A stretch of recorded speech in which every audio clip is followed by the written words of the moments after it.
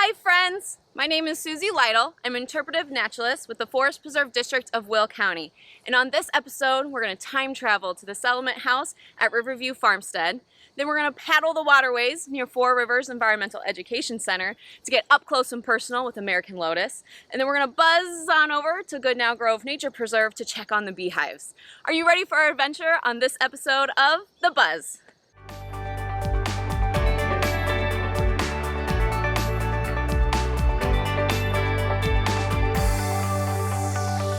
Hi, we're here at Riverview Farmstead Preserve, and I'm with Amy Heller, who is an interpretive naturalist at the Allagash Museum in Romeoville. And Amy, you lead tours here, so what can you tell us about the preserve?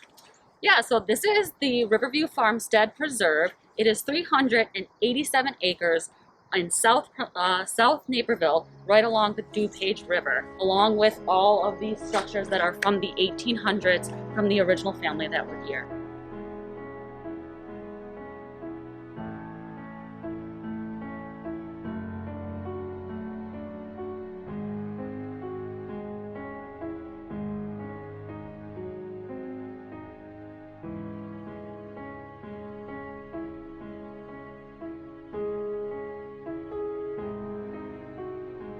The indication of everything I found speaks to a very well-educated fellow. So Thomas Clow gets my applause for what he put together here. Let's give.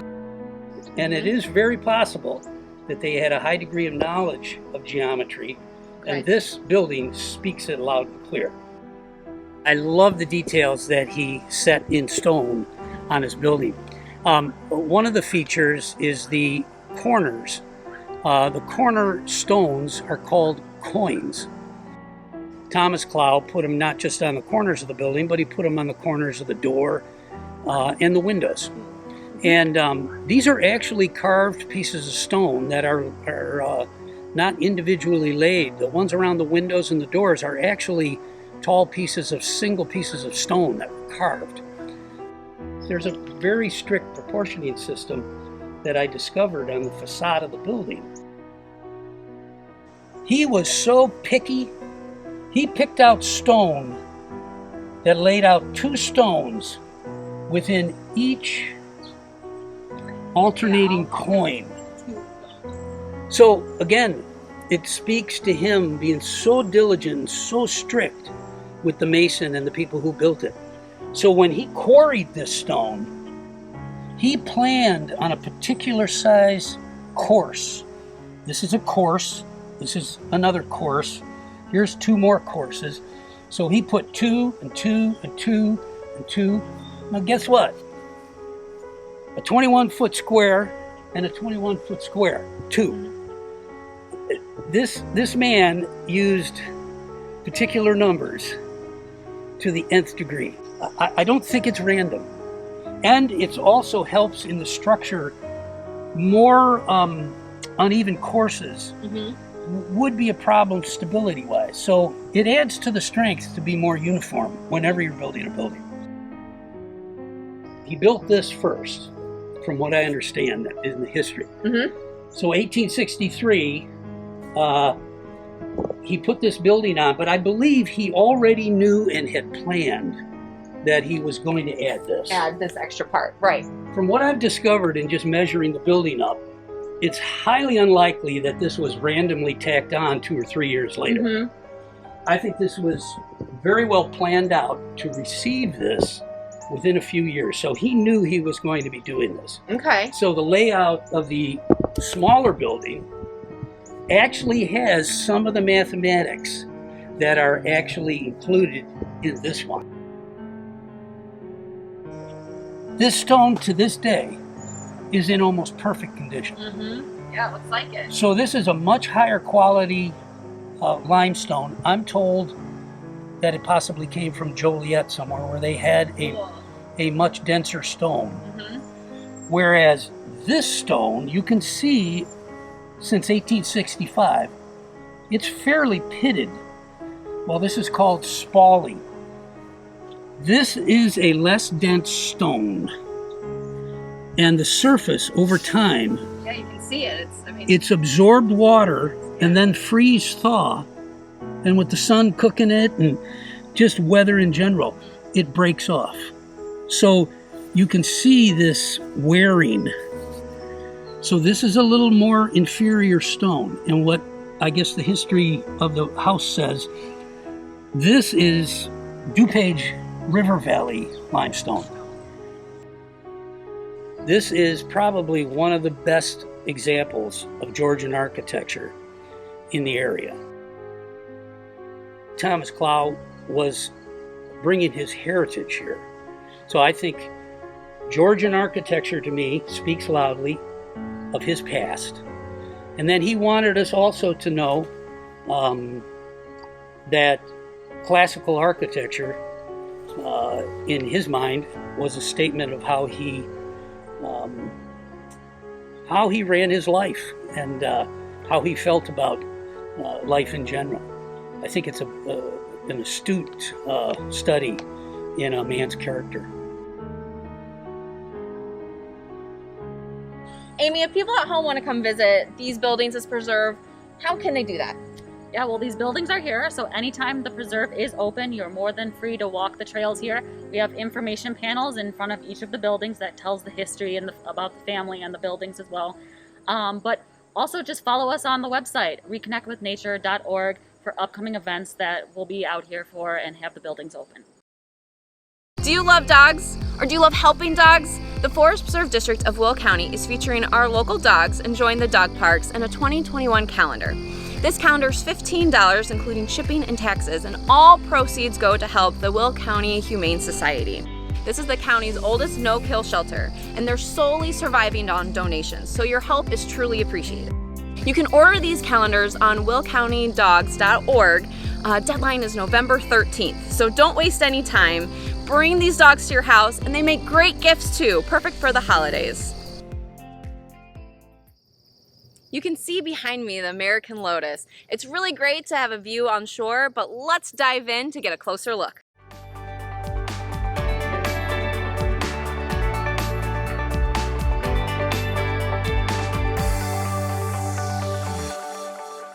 Hi, welcome to McKinley Woods. We're paddling on the Des Plaines River and we are immersed in the American Lotus. These are tall growing plants that are found in shallow areas, so we're kind of in the backwaters of Des Plaines to find a huge colony of these plants. American Lotus like full sun, shallow waters with sandy and muddy bottoms. You can see here this is a prime location. When they find a spot they like, they tend to dominate. This makes great habitat for waterfowl and fish nurseries underneath the water. These are not free-floating plants like duckweed. These guys are rooted in and they're not going anywhere. They're rooted by rhizomes. So rhizomes are long horizontal stems that send down roots for support and shoots for more leaves for a bigger colony.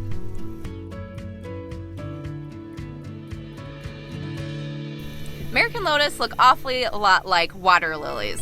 So how do you tell the difference?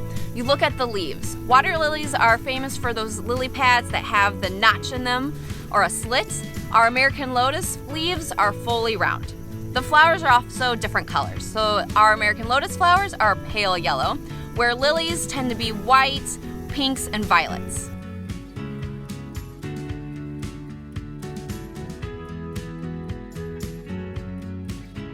Here's a little Disney trivia for you. Any Princess and the Frog fans? Princess Tiana's dress was inspired by the American Lotus. If you picture it, it's upside down flower with leaves on top. These plants are ultra hydrophobic, so that means they're really great at repelling water. When you splash on the leaves, the water balls up and rolls right off. American Lotus are thermoregulators, so that means that they can maintain their own heat. Research thinks that they can heat up their flower to spread the scent out to attract more pollinators. So this would be like us lighting a candle to get a nice flowery smell throughout our household. These flowers stand tall above the water. They sport a pretty pale yellow color. They're big flowers with about 22 petals, and inside they have this big seed pod, almost looks like a shower head, called a receptacle. This is where all the petals and the plant is connected. This flower blooms for 2 days. The first day it opens up and it's only for the female stigma, so it doesn't self-pollinate. It closes at night, and then the second day it opens, and then it loses all of its petals. Then only the seed pod shows. The seed pods in the flower start yellow and kind of spongy. As they age, they turn green, and at the very end, they turn brown where the seeds are held. You may recognize these seed pods in floral arrangements, but inside each hole lays a seed. These seeds look like acorns, and the cool thing about them is that they're viable for decades. So if the season's not quite right, they can hold out for years. So some researchers found that seeds can last 200 to 400 years before growing again. The seeds are eaten by waterfowl. Muskrats and beavers eat the rhizomes. They provide shelter for the fish nurseries, and of course get pollinated by bees and beetles. So this plant is great to have for wildlife. So I encourage you to come out here on this Plains River and explore for yourself and see the American lotus in person. If you want a little help, come visit Four Rivers Environmental Education Center. The staff there have lots of interactive programs, including paddle tours, pelican pursuits, and things all year long. Now let's slow down for a moment of Zen.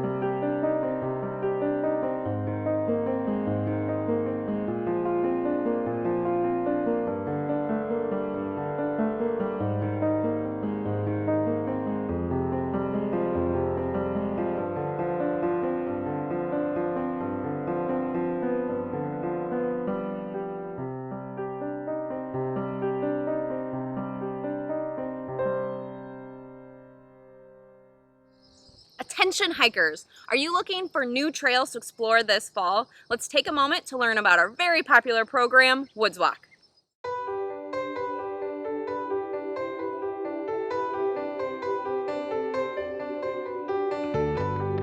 The days are getting cooler, and it's the perfect time to get moving in the great outdoors with this year's Woods Walk Challenge.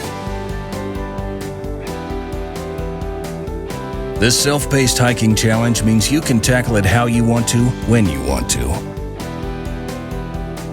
Go solo and use it to get some stress-free alone time, or bring a friend.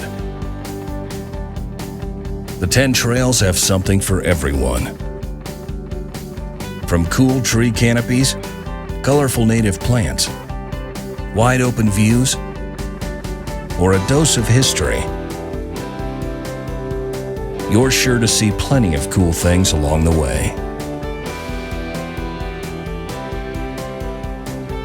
Pick up a hiking guide at any of our 5 visitor centers, then hit the trails.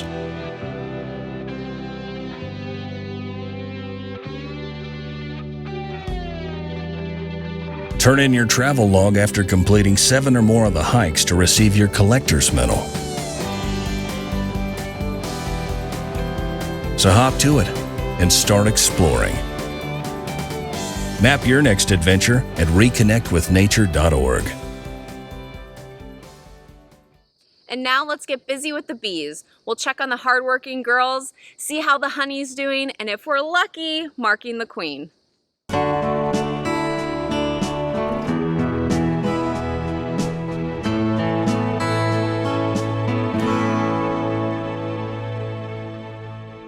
I'm suited up here at Goodnow Grove Nature Preserve. We are at our beehives. We're here to mark the queen today. With me I have Kate Codwell, our interpretive naturalist at Plum Creek Nature Center, and our resident beekeeper, Mike Resnick. So let's take it off to Kate. We have our wonderful beekeeper, Mike Resnick, who's going to be showing us how to mark a queen. Why are we doing this? Because outside we have these beehives that replenish our indoor hive at Plum Creek Nature Center. Why do we have an indoor hive at Plum Creek Nature Center? Because people can come in and get up close with the honeybees And the honeybees are a really good connection to all of our pollinators that we so very much need everywhere on planet Earth. The queen got moved to the observation hive, so our support hive had to make a new queen. I came out here to inspect and I seen that they were making a new queen. The queen that got moved inside, she's not marked. She's there, but it takes me sometimes an hour to find her. If she had this blue dot on her, we'd be able to find her very quickly and easily. And a lot of people ask this question. They look at the queen and they see the dot on her and they say, oh, she was born like that? No, you have to paint that dot on her. I pick her up, I put her in a cage. It's a marking cage, and I go ahead and I mark her. Each year is a different color so that you know how old the queen is. And it goes from white, yellow, red, green, blue. 1, 2, 3, 4, 5, 6, 7, 8, 9, 0. This is 0, it's blue. I've got a blue marker. We're going to find her and we're going to mark her. This is the hive that we're going to be going into, and we're looking for the queen in here. I know that it's messed up. There's brood up on the top. The brood should all be on the bottom. So I'm going to be rearranging frames and putting it back together, getting it ready for winter. So let's go in here and see what's going on. There's one queen usually in every hive, at least. If they don't have a queen, any of the girls that are in there, the girl eggs, can become a queen. They just feed her a very rich diet for a longer period of time, and she grows much faster and develops the reproductive organs. The normal worker does not do that. The normal worker is not fed the same diet so that she doesn't become a queen. So because they had no queen, they picked out several of the girls and they said, we're going to turn you into a queen. And the strongest one of those girls is the one that becomes the queen. She's much bigger than the others, and it just comes with experience to find her. So if I look on this side, nothing has been drawn out on this frame at all. It's just a plastic foundation. I come over to this side, I can see that it's started to get drawn out. I see some shininess in here, that's nectar. I see some capped honey over here. I wouldn't expect her to be on this frame. I'd expect her to be on a frame where there's some freshly laid eggs. And that could be multiple frames. On this next frame that I pull out, it's almost all capped honey. Down on the bottom is nectar. Over on this side, it's all capped honey. The brood is the babies. And if you notice, you see these great big bumps down at the bottom. That's drone brood, that's the boys. The rest of the hive is all girls. Notice all of the bees that are on the top here. Look what happens after they get smoked.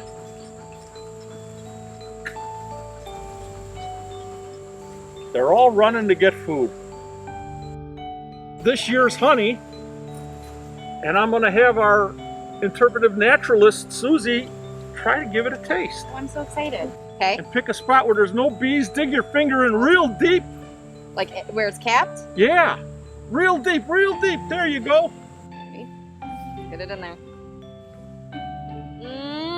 It's so good!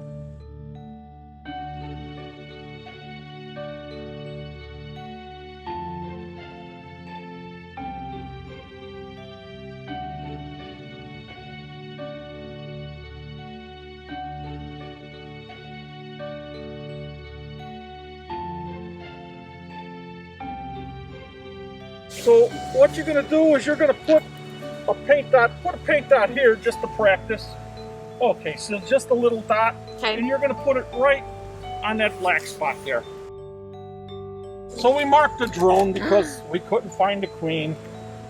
Well, it's good practice, right? It's good practice. So I've marked the drone, and I put the drone on this frame, and can you find the one that's got the blue dot on it? It's actually a little bit easy. It's in that upper right corner. Thank you so much, Mike, for taking us on a journey through the hive, looking for the queen, the ups and the downs. I was on a roller coaster the whole time, and that honey was delicious. So Kate, lead us out. I know we have honeybees here, but what about our native bees? What about the rest of the pollinators? You know, I hear that they're declining. What can we do to help them? Well, first of all, they are declining because habitat just isn't there anymore. And the other thing that they're struggling with are pesticides. So here's what you guys can do, what everybody can do. Plant native plants. And here's the thing, make sure when you plant native plants that they have no pesticides in them. If you buy native plants, you ask wherever you are, do these native plants have any pesticide in them or on them? They have to be pesticide free. So it's really that simple. And then get your neighbors around you to do the same thing. So you have like this nature corridor for our native bees to not just be in your yard, but in all other yards, and increase the habitat, because we need the pollinators and you can do it. Thank you so much for joining me. I hope you learned a little bit more history, more botany, and more about those oh so important bees. Now, if you want to learn about our preserves and upcoming programs near you, go to reconnectwithnature.org to map your next adventure. I hope to see you on the trails, but until then, I'll see you on the next episode of The Buzz.